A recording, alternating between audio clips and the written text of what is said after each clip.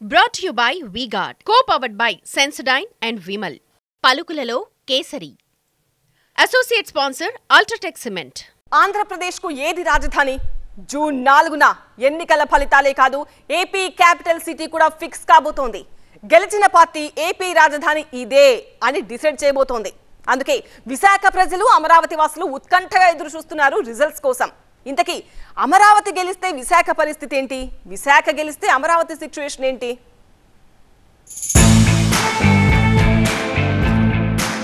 June 9వ తేదీ నాడు విశాఖపట్నంలో ఆయన ప్రమాణ మహోత్సవం జరుగుతుంది. జగన్మోహన్ రెడ్డి అనే నేను ఆంధ్రప్రదేశ్ రాష్ట్ర ముఖ్యమంత్రిగా అమరావతిలో చంద్రబాబు నాయుడు గారి 4వసారి ప్రమాణ స్వీకారం. నారా చంద్రబాబు నాయుడు అనే నేను ఆంధ్రప్రదేశ్ రాష్ట్ర ముఖ్యమంత్రిగా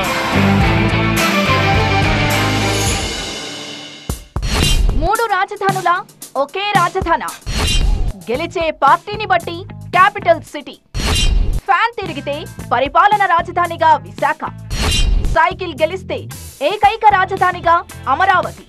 ఎగ్జిక్యూటివ్ క్యాపిటల్ కింద ఉత్తరాంధ్రలోని మన విశాఖను జూన్ 4వ తేదీన ప్రమాణ స్వీకారం చేసేదే విశాఖపట్నం నుంచి చేస్తూ ఎగ్జిక్యూటివ్ క్యాపిటల్ గా విశాఖపట్నం చేయబోతున్నది కూడా మీ బిడ్డే అని చెప్పి సందర్భంగా గర్వంగా చెప్తా ఉన్నా. రాజధాని ఉండేది సాగర తీరంలోనా లేక కృష్ణా తీరంలోనా?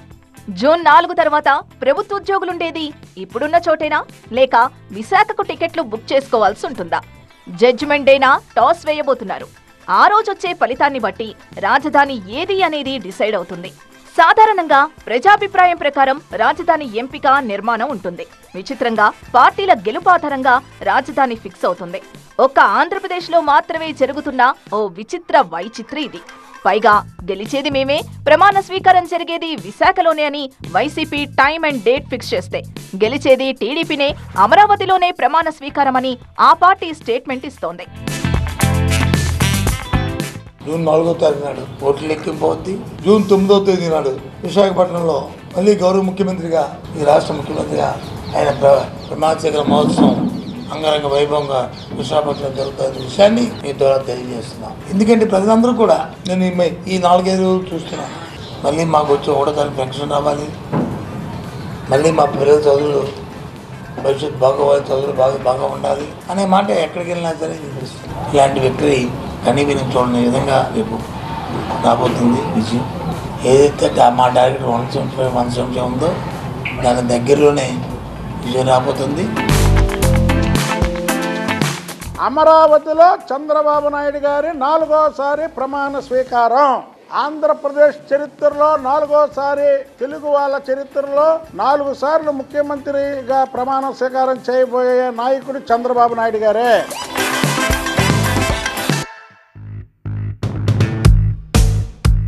నో డౌట్, జగన్ మళ్లీ గెలిస్తే 3 రాజధానులు పక్కా. మళ్లీ ఆ ఫైల్ కదులుతుంది. అంతకంటే ముందే విశాఖలో మరోసారి ముఖ్యమంత్రిగా వైఎస్ జగన్ ప్రమాణ స్వీకారం ఉంటుంది. అంటే విశాఖకు ప్రమోషన్ గ్యారంటీ అన్నమాట. ప్రస్తుతం రాజధాని అంశం కోర్టులో నడుస్తున్నందున ఇంకేదైనా పేరు పెట్టొచ్చేమో కానీ విశాఖలో జగన్ అడుగు పెట్టడం మాత్రం పక్కా. ఆల్రెడీ విశాఖకున్న అడ్వాంటేజెస్ గురించి టీవీ9కి ఇచ్చిన ఎక్స్క్లూజివ్ ఇంటర్వ్యూలో క్లియర్ గా చెప్పారు. చెన్నై, బెంగళూరు, హైదరాబాద్ నగరాలతో పోటీ పడగలిగే సత్తా ఉన్న నగరం ఏపీలో విశాఖ మాత్రమేనని క్లియర్ కట్ గా చెప్పేశారు. అమరావతి పేరుతో ఖాళీ స్థలాలు, తాత్కాలిక భవనాలు తప్ప అక్కడేం లేదన్నది సీఎం జగన్ మాట. అలాంటి అమరావతి ఎప్పటికీ విశాఖ కాలేదు. విశాఖలా పోటీ పడలేదని కుండబద్దలు కొట్టారు. పైగా విశాఖను ఎలా అభివృద్ధి చేయాలనుకుంటున్నారో ఓ వ్యూ పాయింట్ చెప్పారు. విశాఖలో ఎలాంటి బిల్డింగ్స్ నిర్మించాలన్న దానిపై తనకంటూ కొన్ని ఐడియాలున్నాయన్నారు సీఎం జగన్. కొన్ని ఐకానిక్ బిల్డింగ్స్ కి ప్లాన్స్ ఉన్నాయన్నారు. ఓ సెక్రటేరియట్, ఓ స్టేడియం, ఓ కన్వెన్షన్ సెంటర్ కట్టబోతున్నట్టు టీవీ9కి ఇచ్చిన ఇంటర్వ్యూలో క్లారిటీగా చెప్పారు. We do not have Hyderabad city, which is a power engine. 60% of the revenues, 60% of the revenues of Telangana come only from Hyderabad because it is the growth engine. Mana growth engine atuvantidi is Vizag. It is the biggest city. రాష్ట్రంలో biggest city is Vizag. దీంట్లో మనం Bhogapuram international airport ఏదైతే కడతా ఉన్నామో అది, ఉత్తరాంధ్రకు సంబంధించి శ్రీకాకుళంలో వచ్చే ఆ పోర్టు, ప్లస్ మనం విశాఖపట్నం మీద ఫోకస్ పెడుతూ మనం అక్కడే షిఫ్ట్ అయిపోయి విశాఖపట్నంలోకి మనం మకాం మార్చి ముఖ్యమంత్రి అక్కడే ఉండడం మొదలుపెట్టి దాని మీద ఎప్పుడైతే అక్కడ ఫోకస్ వస్తుందో అప్పుడు 10 సంవత్సరాల తర్వాత మనకు తెలియకుండానే విశాఖపట్నంలో ఎంతో అభివృద్ధి జరిగి హైదరాబాద్కు, బెంగళూరుకు, చెన్నైకి కాంపిటీషన్లోకి వెళ్ళిపోతున్నది. ఒక విధంగా సీఎం జగన్ వ్యూ పాయింట్ నిజమే. విశాఖలో అన్నీ ఉన్నాయి. పైగా హైదరాబాద్లా కాస్మోపాలిటన్ కల్చర్ ఉన్న నగరం కూడా. చెన్నై, ముంబై సిటీల్లా సాగర తీరం ఉండడం మరింత కలిసొచ్చే అంశం. విశాఖ నగరానికి కాస్త పుష్ ఇస్తే చాలు ఇండియాలో ఉన్న పెద్ద పట్టణాలతో పోటీ పడుతుంది. రాజధానిగా పుష్ చేయడానికి పెద్దగా ఖర్చు పెట్టాల్సిన పని కూడా లేదు.